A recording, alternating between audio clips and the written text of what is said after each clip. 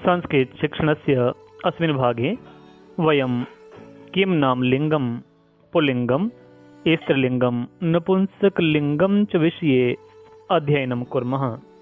संस्कृतशिक्षणे सर्वेषां हार्दिकं स्वागतम्, अभिनन्दनं च।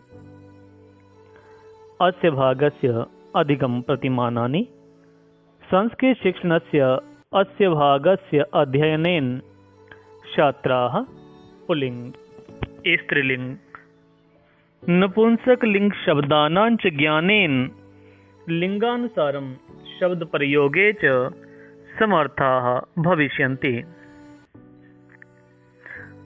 तर्हि सर्वप्रथम जानीमः किं नाम लिंगम, अर्थात लिंग किसे कहते हैं। लिंग शब्द का अर्थ है चिन्ह, अर्थात वह चिन्ह जिसके द्वारा संज्ञा या सर्वनाम की पुरुष या स्त्री जाति का ज्ञान होता है उसे लिंग कहते हैं। अर्थात ऐसा चिन्ह जिसके द्वारा हमें संज्ञा या सर्वनाम शब्दों के पुल्लिंग या स्त्रीलिंग होने का या पुरुष या स्त्री होने का ज्ञान हो उसे लिंग कहते हैं। परिभाषा रूप में जानते हैं, संज्ञा या सर्वनाम के जिस रूप से पुरुष या स्त्री जाति का ज्ञान होता है उसे लिंग कहते हैं। जानते हैं लिंग कितने प्रकार के होते हैं। तो सर्वप्रथम लिंग, संस्कृत भाषा में लिंग 3 प्रकार के और हिंदी भाषा में लिंग 2 प्रकार के होते हैं। जानते हैं संस्कृत भाषा में लिंग 3 प्रकार के हैं। सर्वप्रथम पुल्लिंग, दूसरा भेद है स्त्रीलिंग और लिंग का तीसरा भेद है नपुंसक लिंग। हिंदी भाषा में पुल्लिंग और स्त्रीलिंग 2 ही लिंग प्रयोग किए जाते हैं, जबकि संस्कृत भाषा में पुल्लिंग, स्त्रीलिंग और नपुंसक लिंग 3 लिंग प्रयोग होते हैं। तर्हि जानीमः संज्ञा पुल्लिंग किसे कहते हैं। अर्थात संज्ञा या सर्वनाम के जिस रूप में पुरुष जाति का बोध होता है उसे पुल्लिंग कहते हैं। यथा जैसे सूर्यः, चंद्रः, भौमः, बालकः,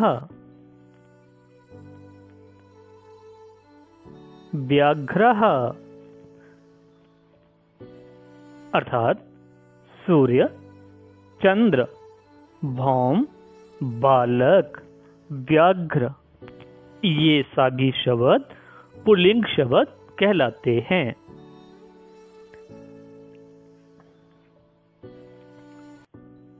अब स्त्रीलिंग शब्दों के बारे में जानते हैं। संज्ञा या सर्वनाम के जिस रूप में स्त्री जाति का बोध होता है उसे स्त्रीलिंग कहते हैं। अर्थात संज्ञा या सर्वनाम के जिन शब्दों से स्त्री जाति का ज्ञान हो उन्हें स्त्रीलिंग कहते हैं। जैसे छात्रा,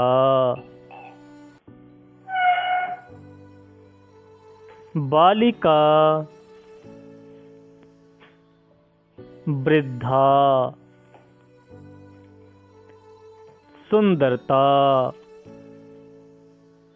आदि शब्द पुल्लिंगवाचक, स्त्रीलिंगवाचक शब्द हैं।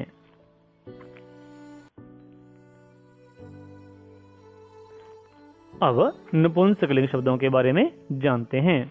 संज्ञा या सर्वनाम के जिस रूप में न पुरुष जाति और न ही स्त्री जाति का बोध होता है उसे नपुंसक लिंग कहते हैं। अर्थात जिन शब्दों में न तो पुरुष जाति का बोध हो न ही स्त्री जाति का बोध हो वे शब्द संज्ञावाची या सर्वनामवाची वे शब्द नपुंसक लिंग कहलाएंगे। यथा जैसे नगरम, नगर ना तो ये पुल्लिंग है ना स्त्रीलिंग था, ये नपुंसक लिंग में गिना जाएगा। पुस्तकम, भोजनम, पुष्पम। इस प्रकार नगरम, पुस्तकम, भोजनम, पुष्पम इत्यादि सभी शब्द नपुंसक लिंग शब्द कहलाएंगे।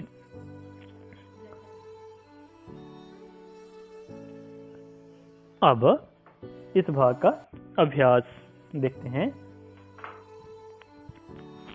लिंग शब्द का क्या अर्थ है? लिंग की परिभाषा लिखें। संस्कृत में लिंग के कितने भेद हैं? हिंदी में लिंग के कितने भेद हैं? पुल्लिंग किसे कहते हैं? स्त्रीलिंग किसे कहते हैं? रामः, बालिका, चंद्रः, नगरम, वृद्धा, सूर्यः। शब्दों में पुल्लिंग शब्द कौन कौन से हैं?